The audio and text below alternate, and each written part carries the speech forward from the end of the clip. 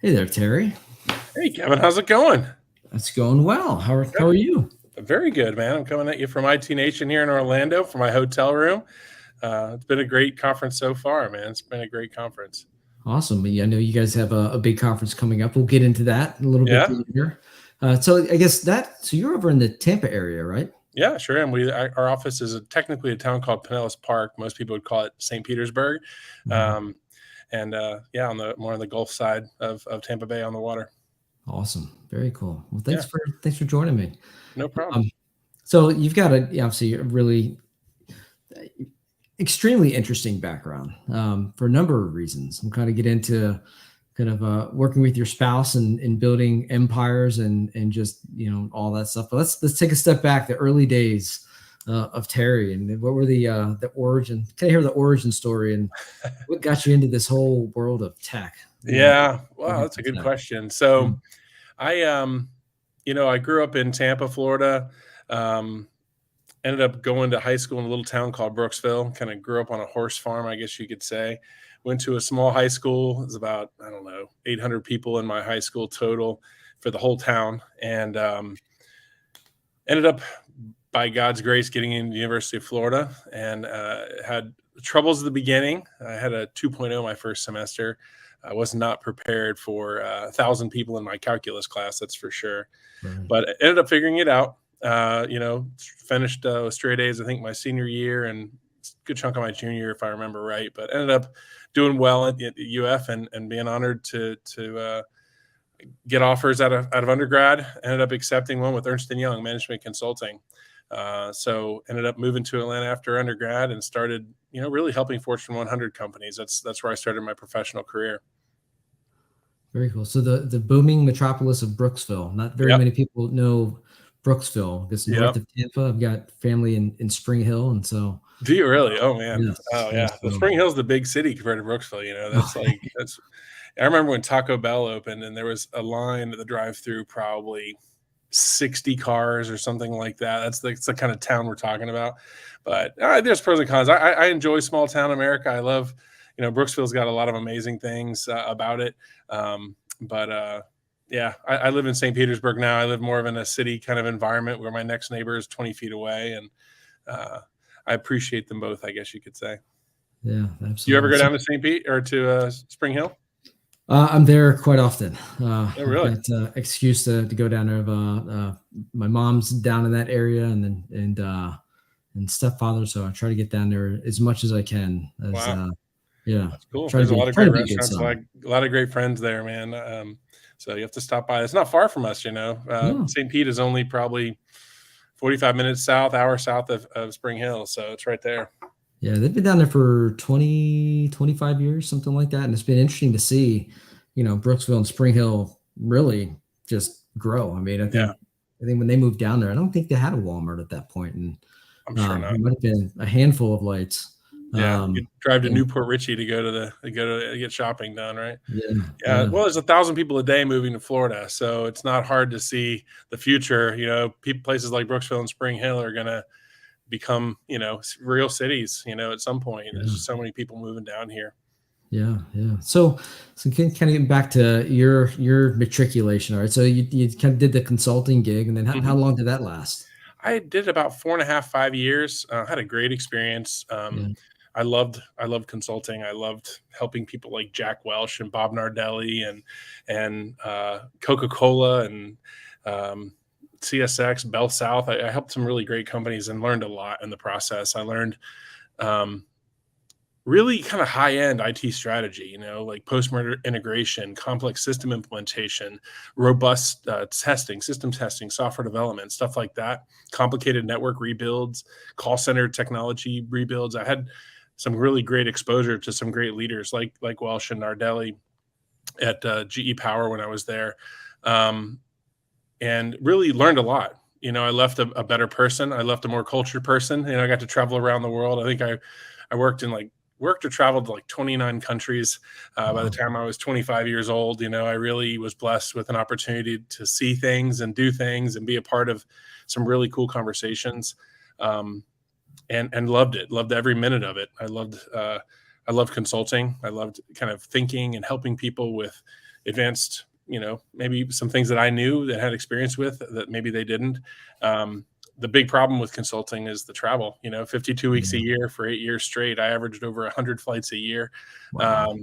And it's not really conducive to family, which is really what I'm all about. I love work, don't get me wrong, but at the end of the day, no one talks about how great of an employee they are in their headstone, so that was important to me. So I got out of that business, went to a technology company called Lectra, which was based in Paris, in the fashion industry. If you can tell by my attire, you know how I dress. I'm not exactly the most fashion forward guy. At the time, I was more wearing Hugo Boss clothes and dressed a lot differently in the fashion industry. But I love my time at Lectra. Spent a lot of time over in France, in Bordeaux and Paris, and traveled around helping fashion companies be successful, outsource to Dominican Republic and China and things like that, and really just kind of grow companies like Hurley, and was part of that before I left and started an MSP. And that's where kind of my the MSP part of my my career began. I was trying to decide. I was going to buy the Moe's. Have you ever had Moe's, the burritos, Moe's? Sure. Yeah, Yeah. absolutely. Okay. So I was going to buy the Moe's franchise for the city of Tampa. And I was in conversations with them. And I was sitting outside of their headquarters in Buckhead, Georgia, really thinking about it and trying to decide whether, it was a big decision to franchise. It was a whole territory I had to buy. So it was a lot of money. And I called my uncle, which is someone I really respect his business acumen. And he gave me a piece of advice that I will never forget. So I said, I'd done a few businesses by then. I'd been an entrepreneur when I was 14, and had a couple of smaller companies while I was with Ernst & Young, kind of like side hustles, I guess you could say, that didn't go anywhere. The lawn service was pretty good, but the other companies didn't really take off. And I was nervous about this big step, right? So I called him and I said, hey, if I wanted to have the best chance of success, what advice would you give me? And he said, do what you know. And at that point, I realized what I knew was consulting, business advisory services, and I knew technology because I had done Oracle and Siebel and SAP and a lot of kind of big system implementations kind of things. And that was in 2002. And then in 2003, I launched what they now call MSPs. I was a fixed cost, unlimited support IT outsourcing company called Infinity. It was Infinity Business Systems and later became Infinity Technology Solutions. Launched that in the Tampa Bay market. And man, did it take off. Holy cow. The whole fixed cost IT, alignment of interest, of preventing downtime, all of those are really fundamental business concepts we launched in 2003 before there were MSPs. There was no RMM or PSA. Datto wasn't even a glimmer in someone's eye at that point. And we went to market and it just exploded, man. We grew 50% a year on average for like 6 or 7 years. Just had a great time, great experience. I worked with some amazingly talented people, engineers, salespeople, and had a great time. I loved being an MSP. I loved helping business owners. I loved kind of merging my passion for consulting with knowledge of technology and really making a difference in those businesses. So it was quite a wild ride. We got to 49 people in 6.5 years. Wow. And I wasn't technical. Remember, I'd never built a computer or racked a server or anything. I didn't know technology other than the strategy side. And then got to 49 people in 6.5 years, and we had $24,500 in capital. That's all I had. No lines of credit at the beginning, especially, and no loans from anyone. We didn't owe anybody anything, and just had kind of a wild ride and had a great experience, man. It was great to be an MSP, and it's an honor even to be in the community today. A lot of great people in this space. So you went from Brooksville to Bordeaux, back to Tampa, yeah. Around the world, and got the startup bug. I mean, that's a big decision, right? I mean, because there's a similar path, right? Where I think it was a Smoothie King franchise I was looking at. Really? Okay. Do it in College Park. I figured it'd be a college town, and it almost similar piece of advice. It was like, well, one, it was about passion. I'm really passionate about, smoothies. I thought it was cool, but wasn't really the passion. I went down the consulting route and started, an IT consulting firm and what have you, but not about me, but love the parallels. So Yeah. what do you think it is about Tampa? And I was asking David Bellini about this as well, but Tampa is one of those areas I think most of the country slept on, how much technology is in Tampa, in and around Tampa. I mentioned the early days that there was companies like Sunview and Umara Software, and really just they exploded. And then Tampa created such a tech scene. Was there something in the water down there that tech just took off, or what? That's an interesting point. I've actually, people ask me why. So after undergrad, I moved to Atlanta, and Hedden Street's in Atlanta. My family's in Atlanta. My family's been building in Atlanta for almost 100 years. We go way, way, way back there, and I love the town. And when I decided to start my MSP, I returned to Tampa, and people ask why. I mean, Atlanta is obviously a much larger market, and when you like the people and you got family there, why return to a place where you really didn't know that many people? Growing up in Brooksville, Tampa is another world away from Brooksville. Yeah. So Yeah. Tampa offers a very unique combination of big city amenities like professional sports teams, and with an amazing climate and ocean, water everywhere. I live literally on the ocean today, and you could get a house on the ocean for the same price as a house in Buckhead when I moved back. And I just look back on those days, and it's about quality of life. Yeah. There's something to be said for year-round sunshine. I think St. Pete's got 362 days of sunshine a year or something like that. And I think that was I'm probably the only one. A lot of people probably had that initial reason to go back. It's about quality of life. It's about, a business-friendly climate. Florida's all about growth. I think I mentioned there's 1,000 people a day moving to Florida right now. And that's not something that's new, right? It's been booming as a city. A lot of Florida has been growing for the last, 50 years, just booming. And I think that's what started it. And then people like Tech Data, started creating sort of that anchor tech scene, sort of the founders and the rocks that serve as the base. And then the Tampa Bay Technology Forum came in and started to encourage that. And then you had some really great entrepreneurs like Arnie Bellini and some of my I guess peers, in managed services. And software and e-learning. Mark Blumenthal did some amazing things. Tom Wallace did some amazing things. There's some like legends in the tech space that created sort of a culture of pro tech and working with the schools and working with the government to sort of create an environment that's conducive to fast growing technology companies. And you're right. It was a sleeper because everyone kind of dismisses Florida. It's like, Florida, man, it's too hot. There's alligators that walk in the street everywhere. Like, why would anyone want to live there? But you have these founders, these pioneers that are now living legends, and we look up to them and think, thank you for your contribution to the tech scene, because now it's a self-sustaining ecosystem, man. I mean, if you need a technical skill, it's there. If you need a vendor that's in the space, whether it's PandaDoc for e-learning or e-signature and in e-proposals, or a Tech Data, which I guess is a TD SYNNEX these days.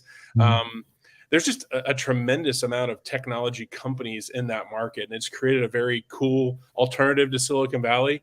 And literally you see companies that have offices in Silicon Valley and offices in St. Petersburg, and they get along well.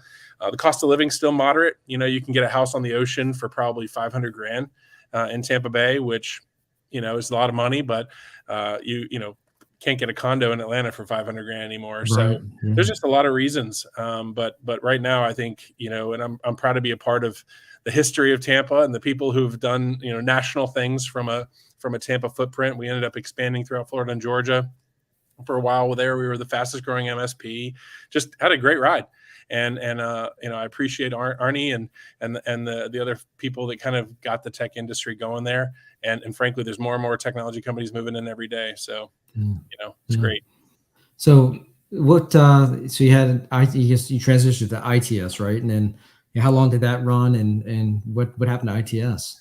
Infinity Technology Solutions you know, we moved it. We changed the name because the IBS acronym became known as for something else, right? Having IBS was a pretty negative thing. Right. So one day I'm like, all right, we just got to bite the bullet. We rebranded Infinity Technology Solutions and continue to grow and had a great run. You know, it's a hard business. There's nothing easy about the managed services space, especially before cloud computing and hosted exchange. And back when I Mhm. started, you know, premise-based exchange was like the bane of my existence and the source of many late nights. And frankly, we got involved in cloud computing in 2005. Before virtualization, before VMware, we were doing shared infrastructure and just kind of try to be cutting edge and doing really cool things. And that was before the technology was really ready. Anyway, the business did well. We got up to 49 people in 6.5 years. Grew a little bit slower there for a second, and then ended up getting approached by a great company called Zeno, which was the largest privately held copier equipment dealer in the United States. Oh. And we weren't for sale, we weren't listed or anything, but I got into some conversations, and the next thing you know, we were Zeno Technology Solutions. So I sold and was stayed on as the president. I intended to stay on. I didn't want to leave. There was really big things, but Zeno ended up getting purchased by Xerox, but the Mhm. owners kept my MSP. I guess they liked the business, and Xerox took the copier side. So then it became a whole bunch of leaders in a 49-person organization. So I ended up parting ways 12 months and one day after we closed, and thought I retired. Obviously, I didn't do a good job at that, but that was the original goal. I was 38, and was proud of what I had done, but it was time for a break. Yeah. Yeah. So it's a hell of a ride. I mean, and to be able to see it through that, that evolution from starting all the way to acquisition and then post acquisition, very few get to see, those kind of the three ends of that spectrum, right? All the way through and then being on the other side Yep. and then taking a step out on the other side. And now you're thinking like, what the hell am I going to do next? Right. I mean, yeah, that's a interesting dilemma to have. Yeah, retirement for young people just doesn't work. Like, it did not work. I had so much time on my hands that I was really good at spending money. Started buying investments, which was land and stuff, boats and jet skis and stuff like that, and realized, wait a minute, my friends aren't retired, but I am. I got 40 more years on this planet. I can't spend all of them playing golf. So I started dabbling back. I know you did the same thing, Kevin. You're just as guilty as I am. Mm-hmm. Once you're running a million miles an hour, it's nice to get off for a little bit, but it doesn't take long before you're like, okay, my house is organized. I've taken vacations. My heart rate has come back down to normal. Now what's next? Yeah. And that's, I think, the story of a lot of entrepreneurs. I've had 9 companies now, I think is what it is total. And, Wow. I've enjoyed every single one of them for different reasons, and it's fun. But nothing I've ever had took off like Marketopia did. That's for darn sure. Yeah. That's the current bulk of my time. 99% of my time is spending helping resellers grow and technology firms grow, working with people like you, and trying to make a difference in the channel. And it so richly blessed me that it's an honor to give back and make a difference. And I know you kind of have a similar shared mission, and so it's cool. It's really cool to get back and do something cool like this. Yeah, let's get into what your the early days of Marketopia and what you've built. Because I imagine the consulting and having all that experience implementing and working around systems was I think a tremendous asset. So they always say like once you've built a business, scaled it, and in theory it should be easier the next time around. But it sounds like because of your experience in the consulting space and probably with MSP as well, that you knew that you had to start with systems and infrastructure, and to get to the kind of scale that you've gotten to and how you provide your services. I imagine, systems and infrastructure was probably one of the first things you invested in as you started to get off the ground. At Marketopia, it started almost 9 years ago now, and we were blessed with cloud computing already being there. We Mhm. were cloud native from the very beginning. I think the only thing that we store local is video, just because of the size of the files just being obnoxious. We have a premise-based server for that, but the rest of the data and systems were all cloud-based from day one. Mhm. So we have a good wireless network, a good Cisco Meraki network, a good wired network, a good MSP to take care of it. So yeah, technology is extremely important. when you're in the MSP space, you tend to know who the good ones are and who isn't, who are the pretenders and who are the real ones. And we partnered up with a good one, and he's done a good job of just monitoring us. Even though we're all Mac, we have over 200 Macintosh computers. Wow. We have one of the largest Mac call centers in the world. It's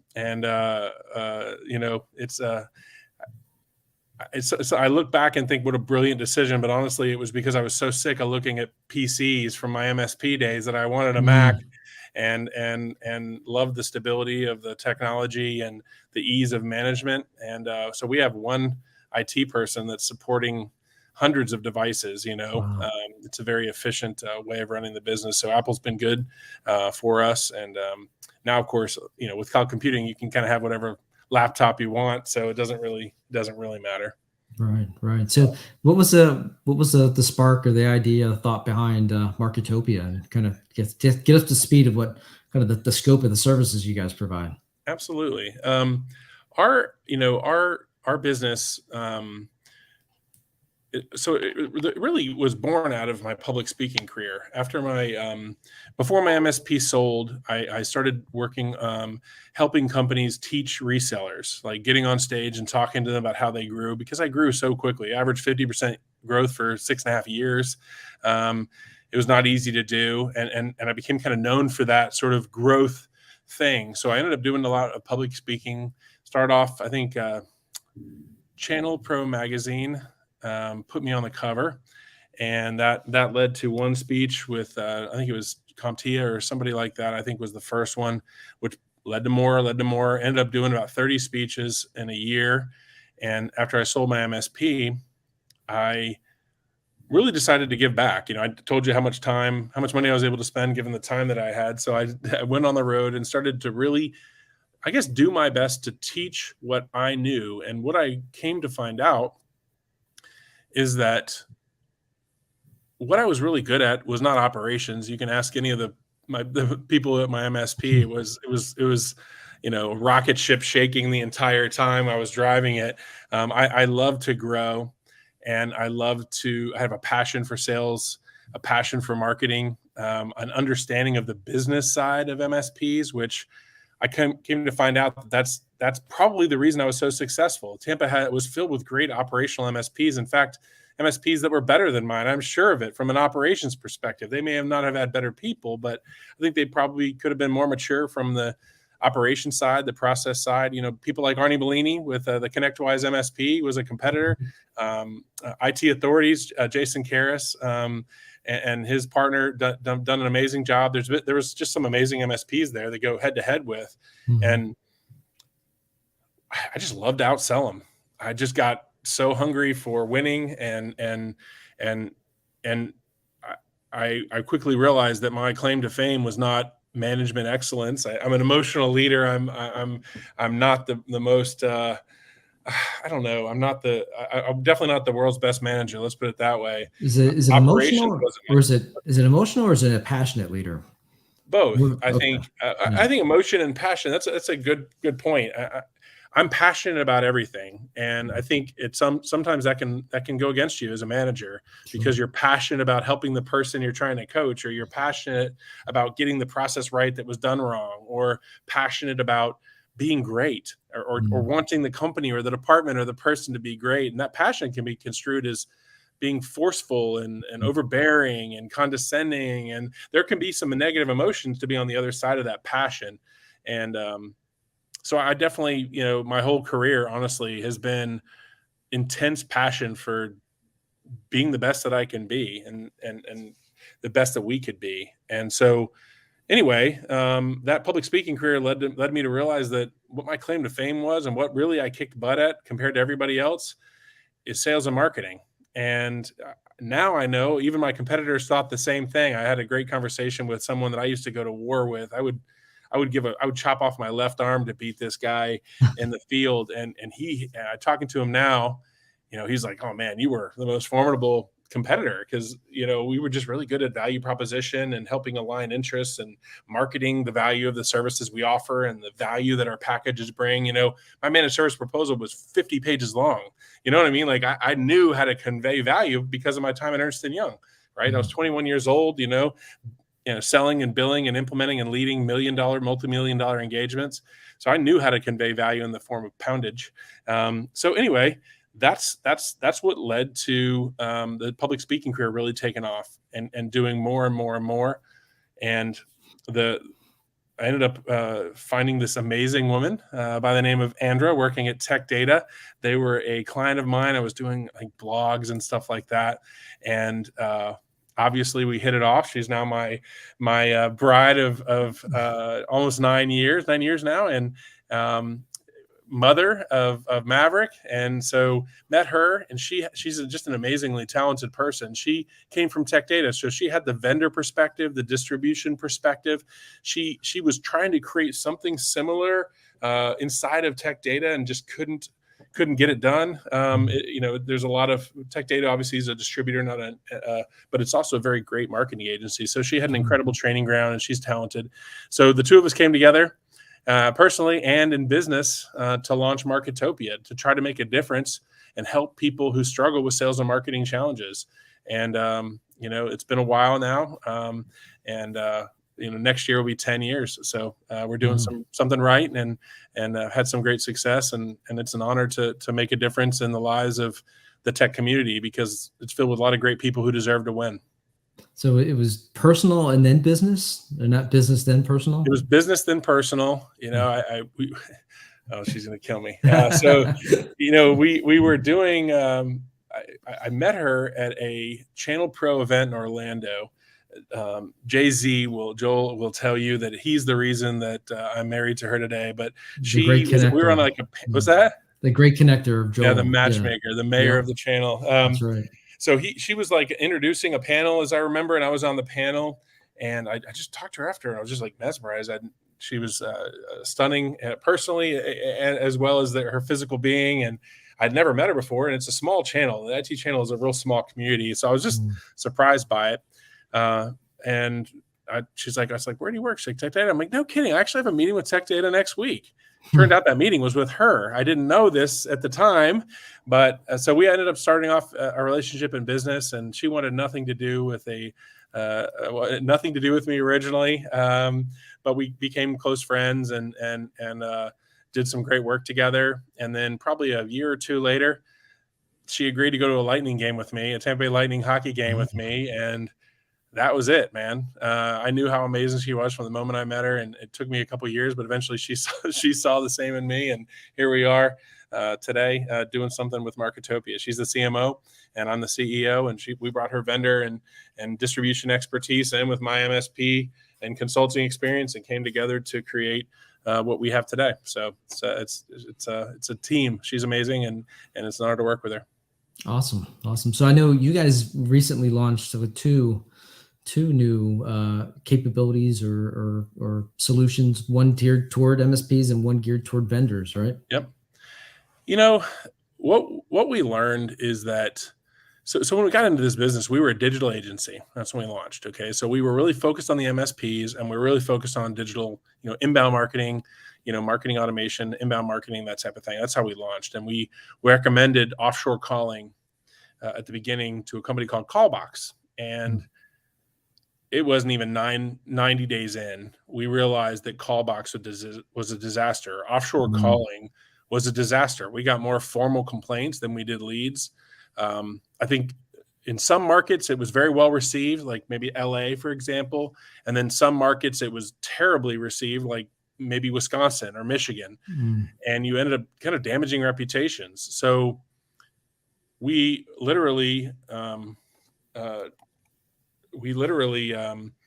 honored all of the outsourced telecontracts that we had signed, brought tele in-house, and became a true full-service agency with digital marketing, outbound telemarketing, lead generation in the same building, and obviously took off at that point. But one thing that we've noticed over the last couple of years is that the more you can do for a reseller, the more successful they'll be. They have a passion for technology. They're great people. They love their customers, but marketing and sales is kind of just really not their thing. And so the more you do for them, the more successful they'll be. And so what we went to work on last year was really how to bring down the cost of marketing so that even the smallest companies can afford it. You know, if I'm a brand new startup and I don't know what I'm doing, you know, what options exist, and there just isn't much out there, right? And so we launched a program for $49 where we'll teach them how to get leads and close sales. And then we decided to create a SaaS product called the Growth Machine, and that product is now $499 and gives resellers hundreds of campaigns to execute on their behalf, a really amazing marketing automation platform to do it, and a marketing concierge to kind of help them. You know, they're not doing it for them. They're kind of like, hey, how do I set up that email? Or how do I pull from the database? Or how do I get SMS texting to work? Or voice over IP telecalling to work? Voicemail drops, that type of thing. And so that's only $499. So those products launched this year. And we're really excited about it because it's going to bring the price point down to where even the smallest of MSPs can afford $49 or $499. And then, of course, we have the $3,000 done for you service where we'll just do it for them. That still exists. It's very similar to the way it's always been. So that's what we launched on the MSP side. Super excited about that. It's fun to be in software, as you know quite well. SaaS is a great way to provide a very scalable solution at a low price point and help a lot of people around the world. We're working right now on it. We have offices in London and Florida, and we've got the Queen's English, or now the King's English, I guess, and American English in there now. But we are working on translating the campaigns, the hundreds of campaigns, into Spanish and French and German and Italian and Mandarin, and really try to make a global platform to help MSPs worldwide grow, leveraging years and years and years of experience building, marketing campaigns. So that's what we launched for the MSP side, thegrowthmachine.com, if you want some information. Super cool, really excited about it. And it's getting off to a great start. On the vendor side is where we are launching. It's called CGAS, or Channel Growth as a Service, CGAAS. The team calls it CGAS internally, like channel gas, gasoline. And that is about using that same SaaS platform to help vendors help their partners grow sales very cost effectively underneath their brand. So we can provide them with a campaign with hundreds of managed services type marketing campaigns in there, all the vendors' campaigns, a concierge to help them run it, and then can complement the resellers with Marketopia services easily and cheaply and effectively within the same environment. So the vendor can see what's going on, the reseller can see what's going on, they can do whatever they want themselves, they can let Marketopia do the rest, and the vendors are going to bring that to a price point that is kind of unique. It's going to be free. The channel vendors will get the software for free. They'll get all of our campaigns for free. They'll have their own dedicated concierge, so that'll be a cost, but that person is going to be the badged team member for the vendor. So there's a lot to it, a lot more to share, and you'll see it coming out over the coming months. But that's called CGAS, or Channel Growth as a Service, and we're incredibly excited about what that can bring. We're already talking with some smaller vendors that want to have something like that to compete with the big guys. And then honestly, bigger vendors that have expensive software solutions that no one's using, that want the concierge, they want a more agile software product that has a lower price point so they can invest more on the services to help the partners be successful. So we're seeing even big vendors that are interested in it. So you'll see hopefully some pretty big implementations coming out here soon. Our goal is to help every MSP in the world achieve their goals, and in the process, help the vendors that they resell do the exact same thing. So the combination of those two services, we hope, can make a big difference and can help a lot more people than what Marketopia is today, which was primarily focused on the top 5% of MSPs worldwide. So these are ways to bring that price point down, to invest more in lead generation and appointment settings so that we can give every MSP in the world 10 more appointments a month than they used to have. That's making a difference, and that's the vision of Marketopia, and that's the direction we're moving. And that's what we're excited to launch, bring down the cost of marketing, invest more in lead generation so they grow. I think what you guys are doing is phenomenal on both sides of the marketplace. And I think you're doing it at a time where, I think a lot of both vendors and MSPs they're struggling, right? No one knows. It's like 1 foot forward. Is there a recession? Is there not a recession? Underlying economics seem to be strong, but are they strong? We're adding jobs to the economy, but things aren't taking off, like like you'd assume they would. But it seems like something like this, given kind of the macroeconomics of the industry, is a more affordable and smarter way to go about growing.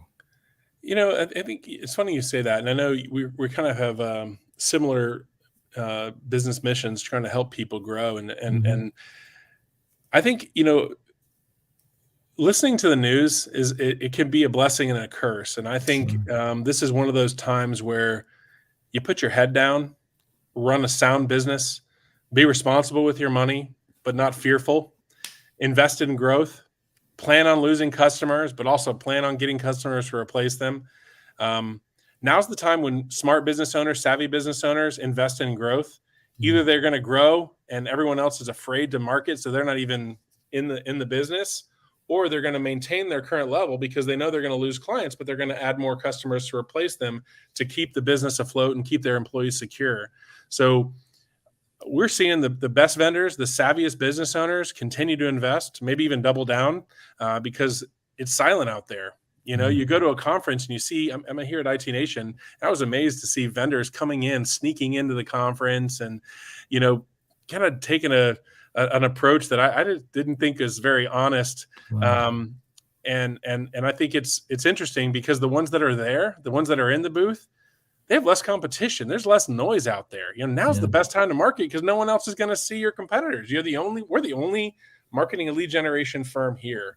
Why we have some incredible competitors, and maybe they're smarter than I am to not be here. I don't think so. I think the place to be is out in front, out in the market, working with the channel program, getting your name out there, going to the events, exhibiting, you know, getting customers to replace ones you lose or the ones that shrink, and then hopefully just gobbling up market share. I think the recessions are wonderful at Yeah. getting rid of the weak. I've been a part of multiple recessions over time, and I'm very proud to say I've grown through each of them. 2008, Florida got completely hammered with the recession, and I grew. I grew every year of the recession. When my competitors were laying people off, I was hiring their people. When customers were quitting our competition because their techs quit, we picked them up and kept growing. And I think that the savvy business leaders, you can tell the ones in the channel that are still out there, they're the ones that are calling you, Kevin, and saying, hey, how can channel program help me grow? Mhm. They're the ones that are going to be the winners of the next gen. The winners of tomorrow are going to be determined right now. It was real easy to be successful 5 years ago. Now, not so much. So we'll see who the best and the brightest are. And I think you'll see them because they're on your events. They're at GrowCon and they're at IT Nation Connect. Those are the vendors that are going to be here in 10 years, and they're going to be the next Cisco's, the next Microsofts, the next ConnectWises of the world. They're going to be the future leaders because they had the courage to invest when other people let fear control them. So that's what we're trying to do. We're helping our customers do the same. We're talking them off the ledge, encouraging them to put their money where their dreams are, and hopefully create cost-effective campaigns that work and drive demand for their products and services so they see that ROI. Yeah, look, I couldn't agree more. I mean, this is textbook, recession or pullback growth opportunities. You Yep. saw it, and everyone talks about the fact that Twitter and Uber and kind of that whole what do you call it? That blanking on the term, but that kind of shared economy, whatever. Gig I mean, economy. Yep. not gig economy, but damn it, it'll come to me. But anyway, during these pullbacks or recessions, that's when these amazing ideas were developed, and people leaned into these things. Now they're today's, billion, multi-billion dollar, $500 billion valuation companies, right? So I couldn't Yep. agree with you anymore because I think it is a tremendous opportunity for vendors and MSPs to lean in and the ones that got overextended, didn't have sound fundamentals or principles and run their business. They're the ones that are, they're going to go out of business regardless. This is going to accelerate it, and it's going to accelerate the opportunities for the ones that, were running sound businesses and looking at their numbers and are in that position where they can continue to invest and to grow. So couldn't Yep. agree with you anymore. So you just you mentioned events, and you mentioned a certain event that you guys have upcoming here. I guess this is a GrowCon. So Yep. what number year is this? Is this the third one? I think it's our fifth one. We Fifth one. stopped for a couple of years during COVID and kind of did Sure. it as part of a couple of other events, but we're back on our own last year and this year as well. We're expecting, somewhere I don't know. It's hard to tell right now with attendance, but I would say somewhere 2, 3, 400 MSPs, something like that, Mhm. probably closer to the high end. Hopefully working with you guys to help bring the best vendors to help partners grow. I think there's a lot of vendors out there that talk a big game to their partners, Mhm. but really it's all about them. And there are Yeah. other vendors who understand that their success is tied to the MSP's success. And those are the ones that we want at GrowCon. GrowCon is a multi-day event on Clearwater Beach the first week of December. And it's designed for resellers to come and learn how to get more leads, close more sales, make more money, create a better legacy once you do sell your business or pass it on to your heirs or whatever.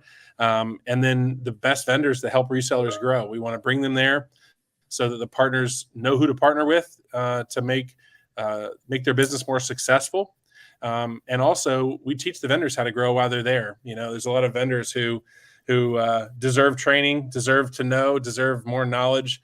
People like you, Kevin, on stage, teaching them things that maybe they don't know. Whether they're individuals that are looking to grow their career in the channel, or they're smaller technology vendors that maybe don't know everything that they need to know about how to succeed in the channel. So we give them training as well. So our goal is to create that capstone event for the end of the year where the whole community comes back together one more time, has a great time.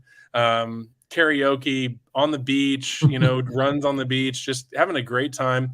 But at the same time, working hard to learn how to grow so that you can recommit yourself at the end of the year to achieving your dreams in the coming year, doing what it takes. In this case, it's a 2023 now. So GrowCon 23, we want them to commit to their success in 2024 so that they're on track to achieve their ultimate business objective, whether that's to sell their business or to sell to their employees or whatever, so they're on track to achieve their dreams, because everybody deserves to achieve their dreams. Absolutely. I know I've participated in years past. Matt's participated. We're big fans. I think one way to up your numbers is to keep posting more pictures of Maverick out there. It's got to be one of the most liked, pictures. Anytime you put something up there, Andre puts something up there, that far surpasses anybody else's like count. And Yeah. yeah, I think it's a hell of a marketing tactic for you guys. He's unpaid talent. I don't think there's child labor laws in the United States as long as they're under some certain age. So yeah, he's going to work. He's a cute kid, and she's a great marketer, taking great pictures of him. And so we have him out there, hopefully bringing smiles to people's eyes. I have a feeling there's going to be more channel babies because of him. But yeah, he's a joy to be around, and he's exactly the kid you see in those pictures. He's a joy, and I'm honored to be his dad. That's awesome. I mean, what you guys have built, I mean, there's only a handful of power couples in the channel. And it's probably, I think you and Andra, and then of course you've got Michelle and Jay McBain on the other side of Florida. Yeah. But yeah, I think you guys are cornering the market. Florida's cornering the market with not just the technology, but the power couples of the channel. Oh, jeez.